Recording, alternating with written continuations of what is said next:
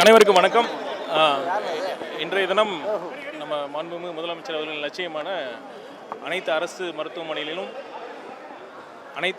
மருத்துவமனைகளிலும் தரமான சிகிச்சை வழங்கணும் அப்படிங்கிறத அந்த நோக்கத்திற்காக இன்னைக்கு கேகே கலைஞர் சூப்பர் ஸ்பெஷாலிட்டி ஹாஸ்பிட்டலில் நம்ம எம்எல்ஏவோட சைதாப்பேட்டை எம்எல்ஏ அவர்களுடன் நம்ம ஆய்வு மேற்கொண்டோம்.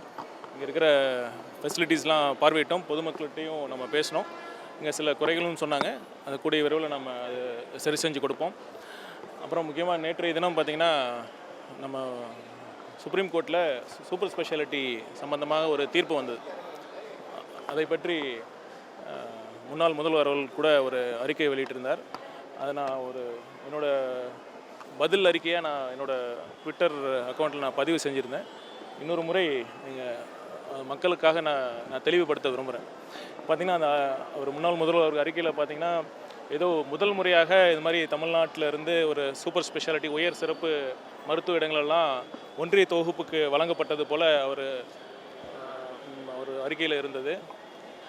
ஆனால் என்ன உண்மை நிலவரம்னா பார்த்திங்கன்னா 2024 119 இடங்கள், அப்புறம் 2025 145 இடங்கள், அதாவது சூப்பர் ஸ்பெஷாலிட்டி இடங்கள் ஒன்றிய தொகுப்புக்கு நம்ம மாநில அரசால் சரண்டர் செய்யப்பட்டது.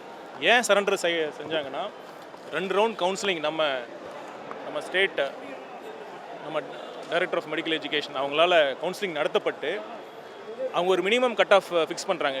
DGHS director general of health services அதாவது 50% மார்க்ஸ் அந்த மினிமம் கட் ஆஃப் அவங்க டிட்டர்மைன் பண்ணுறாங்க. அந்த 50% மார்க்குக்கு கம்மியாக இருக்கிறதுனால நிறைய டாக்டர்ஸ் இருந்ததுனால அந்த 50% கட் ஆஃபுக்கு மேலே குறைவான டாக்டர்ஸே இருந்தனால அதாவது அந்த நமக்கு ஒதுக்கப்பட்ட இடங்களும் ஃபில் ஆகாமல் போயிருந்தது. அதனால் கடந்த திமுக ஆட்சியில் 2024-25 மாநில தொகுப்பிலிருந்து ஃபில் ஆகாத சூப்பர் ஸ்பெஷாலிட்டி இடங்கள் ஒன்றிய தொகுப்புக்கு எந்தவித நிபந்தனையும் இன்றி எந்தவித எதிர்ப்பும் இன்றி சரண்டர் செய்யப்பட்டது. ஆனால் இந்த வருஷம் நம்ம தமிழக முதல்வர் அவரோட ஆட்சி வந்ததுக்கப்புறம் பதவியேற்றதுக்கப்புறம் இந்த வருஷமும் அதே பிரச்சனை வந்தது. நம்ம பார்த்தோன்னா சுப்ரீம் கோர்ட் டைரக்ஷனே கொடுத்தாங்க.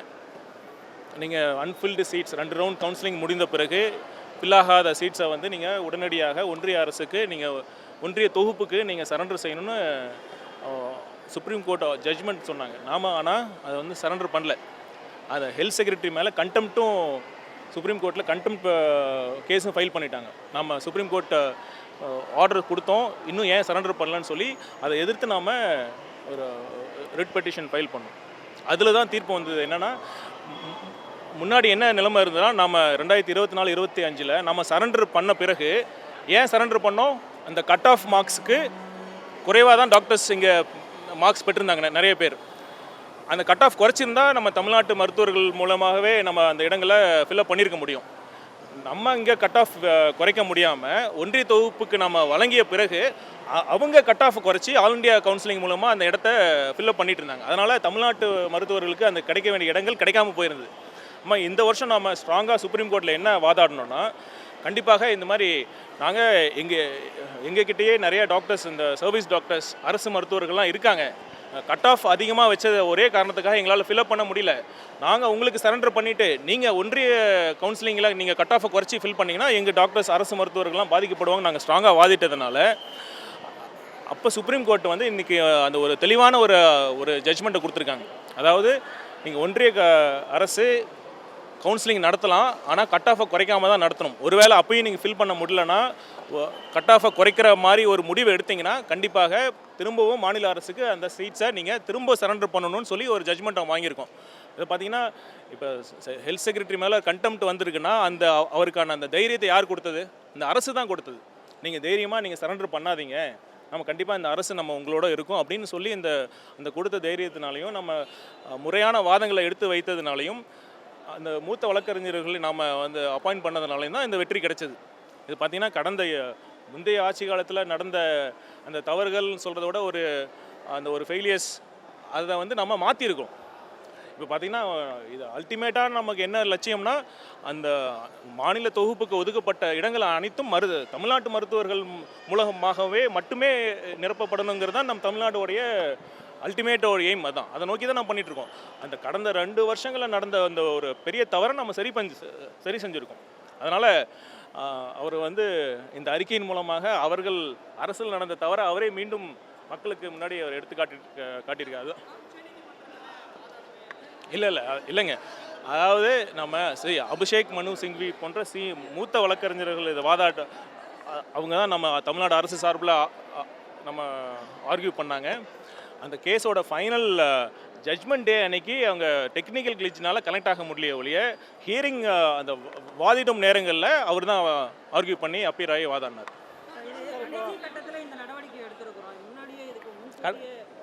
கடைசி கட்டத்தில் இல்லைங்க, பார்த்தீங்கன்னா உரிய நேரத்தில் தான் நம்ம சரண்டர் பண்ணாமல் அந்த சுப்ரீம் கோர்ட் ஜட்ஜ்மெண்ட் வர வரைக்கும் நம்ம சரண்டர் பண்ணாமல் தான் இருந்தோம். அதனால் வந்தது பிறகு தான் அந்த கண்டிஷன் சுப்ரீம் கோர்ட்டோட கண்டிஷன்ஸை படி தான் நம்ம சரண்டர் பண்ண போகிறோம்.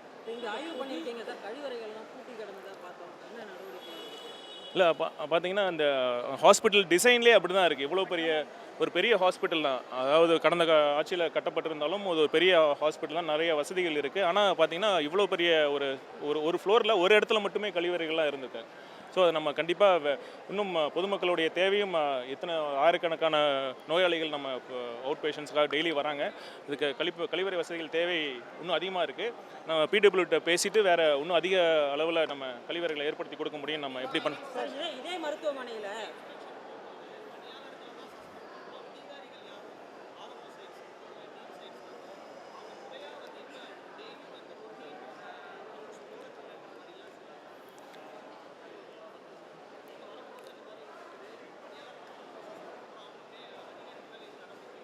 இல்லை, ஆக்சுவலாக பார்த்தீங்கன்னா ரெஸ்பான்சிபிலிட்டி லைஸ் வித் அந்த ஆஃபீஸர்ஸ் தான், மெடிக்கல் ஆஃபீஸர்ஸ் தான். பொறுப்பு அந்த மருத்துவ அதிகாரிகிட்ட தான் இருக்குது. நம்ம தொடர்ந்து அவங்ககிட்ட தான் வலியுறுத்திட்டு இருக்கோம். இந்த மாதிரி கடந்த காலங்கள் மாதிரி நம்ம வந்து மக்களுடைய எண்ணங்கள், மக்களுடைய தேவைகள்லாம் நம்ம செவி மடுக்காமல், அவங்களோட என்ன தேவைன்னு புரிஞ்சிக்காமல் நம்ம பணி செய்ய முடியாது அப்படிங்கிற மாதிரி நம்ம தொடர்ந்து சொல்லிட்டு தான் இருக்கிறோம். இந்த மாற்றங்கள் இது கண்டினியூஸ் ப்ராசஸ். கண்டிப்பாக வருங்காலங்களில் இந்த மாதிரி எங்கெங்கெல்லாம் சில கேப்ஸ் இருக்கோ அதெல்லாமே நம்ம சரி செய்ய அனைத்து நடவடிக்கைகள் எடுப்போம். மகப்பேறு நிதி வந்து விடுவிக்கப்படவில்லைன்னு பல புகார்கள் இருந்துருக்கு. மகப்பேறு நிதி விடுவிக்கப்படவில்லை புகார்கள் இருந்துருக்கு. தொடர்ந்து டீட்டெயில்ஸ் கொடுங்க, நான் என்னென்ன பார்க்குறேன். அதே மாதிரி ஆயுஷ் மருத்துவர்கள் வந்து அலோபதி மருந்துகளை பரிந்துரைக்கிறாங்க. யாருங்க? ஆயுஷ் மருத்துவர்கள் அலோபதி மருந்துகளை தனியாக கிளினிக் நடத்தி பரிந்துரைக்கிறதா பல இடங்களில் குற்றச்சாட்டுகள். அதே மாதிரி பதிவு செய்யாத மருத்துவர்களும் அங்கங்கே கிளினிக் வச்சு பண்ணியிருக்காங்க. திருவேற்காட்டில் கூட இந்த மாதிரி இல்லை, ஆயுஷ் வந்து சில மெடிசின்ஸை ப்ரிஸ்கிரைப் பண்ணலாம். நீங்கள் ஏதாவது ஸ்பெசிஃபிக்காக அந்த மாதிரி இருந்ததுன்னா சொல்லுங்கள், கண்டிப்பாக இது மாதிரி ஆக்ஷன் எடுக்கலாம்.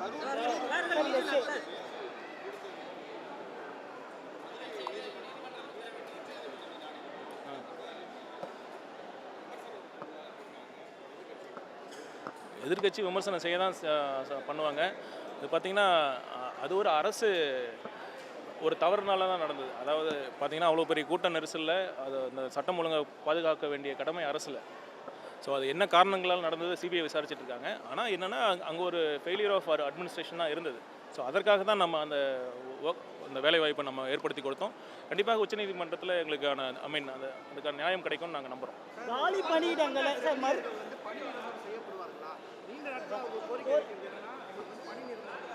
இல்லை, இந்த கோரிக்கை பார்த்திங்கன்னா கடந்த காலங்களில் அது பண்ணாமல் இருந்தாங்க.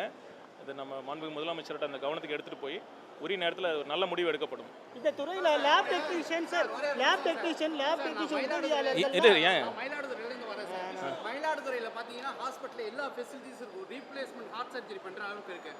ஆனால் ஒரு எமர்ஜென்சிக்கு ஒரு டாக்டர் அட்டன் பண்ணுறது கூட ஃபெசிலிட்டி எல்லாருமே report to Thiruvarur, report to Thanjavur தான் டைவர்ட் பண்ணிக்கிட்டு இருக்காங்க. இப்போ பாருங்கள், எங்கள் அப்பா அம்மாவுக்கு மாதம் நான் அங்கேருந்து 3 நாள் இங்கே தங்கி ட்ரீட் பண்ணி கிடைக்கிறேன். ஏன்னா இங்கே தான் எனக்கு எல்லா அக்சசிபிலிட்டியுமே கிடைக்குது. இதே மயிலாடுதுறை எந்த ட்ரீட்மெண்ட் பார்த்தீங்க? மயிலாடுதுறையிலேருந்து ரெஃபர் பண்ணுறாங்களா? மயிலாடுதுறையிலேருந்து பார்த்தீங்கன்னா ஏதாவது ஒரு எமர்ஜென்சி போன டேப்லெட் இருக்க மாட்டேங்குது. எந்த ஒரு எமர்ஜென்சி உங்களோட கேஸ் என்ன? கேஸ் ஷீட் மாற்றி உங்களோட கேஸ் என்ன? இல்லை பேஷண்ட்ஸ் நார்மல் என்ன கேஸுக்கு வந்திருக்காங்க?